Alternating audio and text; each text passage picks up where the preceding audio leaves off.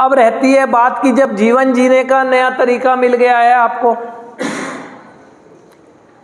आपको ये पता लग गया है कि मेरा हाईजैक ब्रेन होने से मुझे बचाना है, आपको ये पता लग गया है कि केमिकल से दूर मैं तभी रह सकता हूं जब अपना आध्यात्मिक विकास करूंगा, तो आपको करना चाहिए आध्यात्मिक विकास।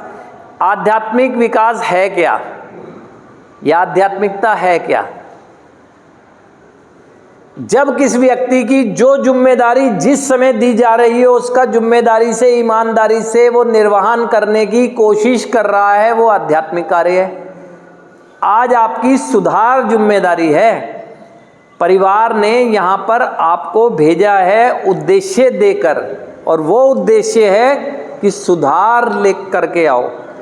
तो आप सुधार के उद्देश्य को ईमानदारी से पूरा करने की कोशिश कर रहे हैं, तो आप एक आध्यात्मिक कार्य कर रहे हैं। और आप अगर बैठ के यहाँ सोच रहे हैं होश में आके मेरी पढ़ाई, मेरी ये आध्यात्मिक कार्य नहीं है। किसी परिवार ने ये नहीं कहा है कि वहाँ जाकर पढ़ाई का फार्मूला सीख कर आओ, वहाँ जाकर बिजनेस के रणनीतियाँ सीख कर आओ, वहाँ जाकर सर्विस की रणनीतियाँ सीख कर आओ। कहा है सुधार करके आओ। सुधार आपकी जिम्मेदारी सौंपी गई है।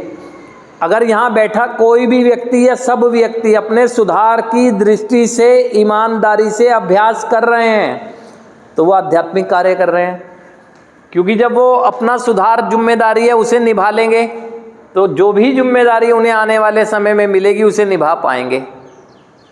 लेकिन जो सुधार की जिम्मेदारी को ही नहीं निभा पा रहे हैं, वो और कोई जिम्मेदारी निभा भी नहीं पाएंगे, क्योंकि सुधार तो हुआ ही नहीं है। एक सुधार में चलता हुआ व्यक्ति ही तो कंसर्न करने वाले लोगों से कुछ जिम्मेदारी वाला व्यवहार कर सकता है।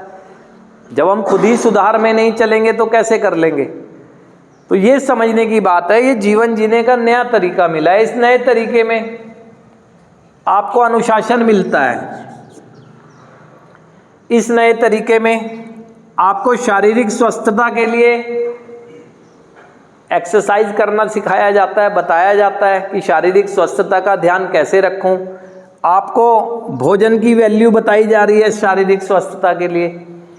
आपको बताया जा रहा है आपकी मानसिक स्वस्थता के लिए अपने विचार और भावनाओं को व्यक्त कैसे करें और क्यों करना चाहिए। मानसिक स्वस्थता आपको बताया जा रहा है कि जिस लेवल की आपकी जिम्मेदारी है उसमें कंसर्न करने के लिए दूसरों की भावनाओं की कदर करना सीखें। आपको बताया जा रहा है कि आपने अगर कुछ भी उद्देश्य को पूरा करना है तो उस उद्देश्य को पूरा करने से पहले डिस्कस करें।